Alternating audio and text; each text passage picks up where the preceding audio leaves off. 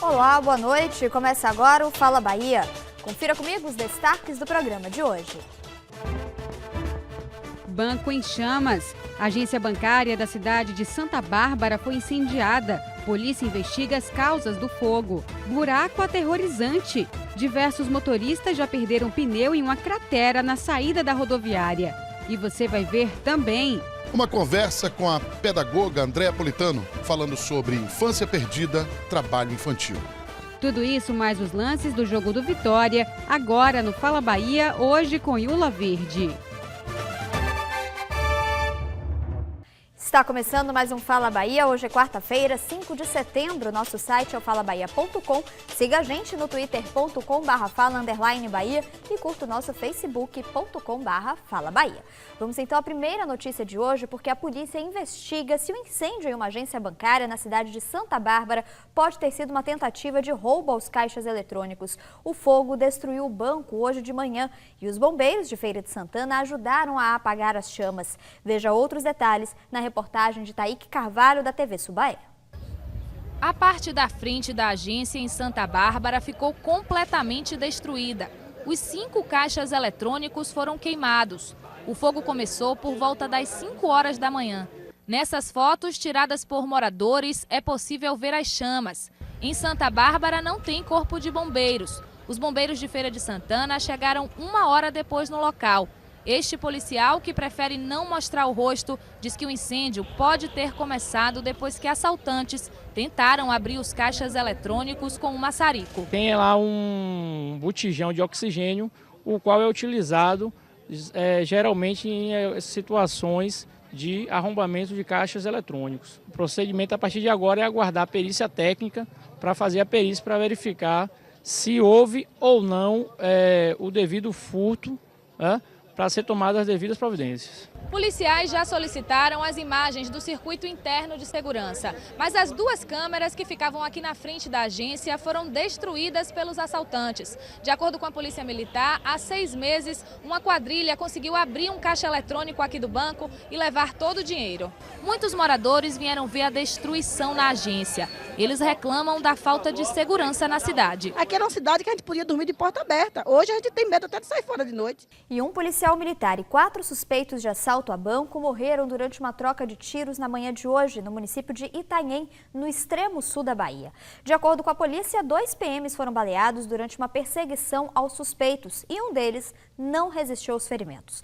O outro foi socorrido para um hospital da cidade de Teixeira de Freitas. A polícia informou que a perseguição começou depois das 8 da manhã, quando aproximadamente 8 homens armados invadiram uma agência bancária na cidade, renderam os funcionários e roubaram dinheiro do cofre. Policiais civis e militares continuam em diligência com o objetivo de capturar os outros 4 suspeitos deste assalto. E por falar em violência, ontem o secretário municipal de Educação de Salvador, João Carlos Bacelar, foi vítima da falta de segurança na nossa cidade. Ele foi assaltado por 2 homens em uma moto na Avenida Luiz Eduardo Magalhães. Um deles, segundo o secretário, estava armado. Todo o tráfego engarrafado, o trânsito parado. Em determinado momento, nós sentimos pancadas fortes na janela do motorista do carro. O motorista abriu a janela, eram 2 homens numa moto, um com uma pistola niquelada, e imediatamente ele gritou pedindo carteira, celular e relógio. Levou a carteira minha e do motorista, celular meu e do motorista, relógio meu e do motorista. Os motoristas que estavam ao lado, todos presenciaram a cena. No início é um estado de choque. Você vê ali sua vida por um fio. Não é por um fio porque eles ameaçavam qualquer reação, atirar. Depois você se sente como qualquer outro cidadão dessa cidade, indefeso, ultrajado, entregue à violência. E pode, por paradoxal que possa parecer, mas tem um lado bom. É preciso que as autoridades passem por isso. É preciso que a classe média passe por isso. Porque o trabalhador todo dia no ônibus está sofrendo isso, o trabalhador na rua está sofrendo isso. O Fala Bahia muda de assunto agora e conta uma história de uma aposentada que perdeu os 2 braços em um acidente, mas graças às próteses doadas pelo INSS, ela leva uma vida praticamente normal. Veja só.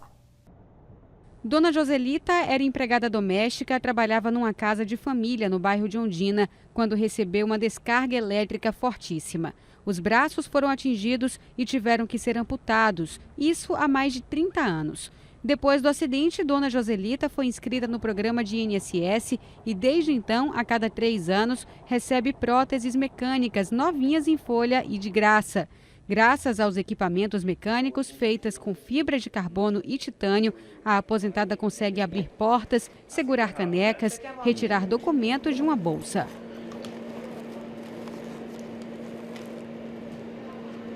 Vou lhe cumprimentar porque não é fácil. Às vezes eu esqueço até que eu uso prótese.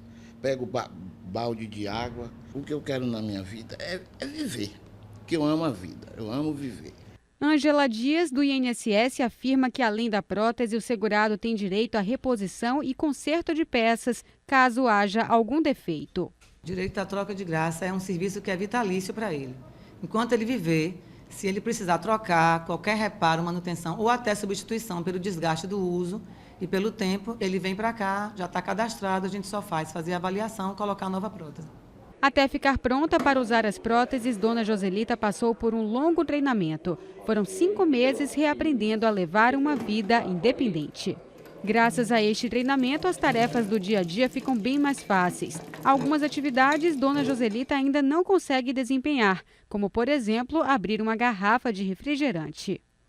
É mais em lata eu abro, com um cabo de uma colher. Eu tenho uma colher exclusivamente só para isso. Um belo exemplo de superação, hein? E se você precisa de uma prótese ou conhece alguém que precisa, veja como fazer. Tem direito às próteses qualquer contribuinte do INSS com ou sem carteira assinada, assim como seus dependentes, aposentados por invalidez ou doença e portadores de deficiência física. Para isso, basta preencher o requerimento em uma das agências do INSS. No caso de acidente de trabalho, o próprio perito médico vai fazer o encaminhamento. O INSS também disponibiliza muletas e cadeira de rodas.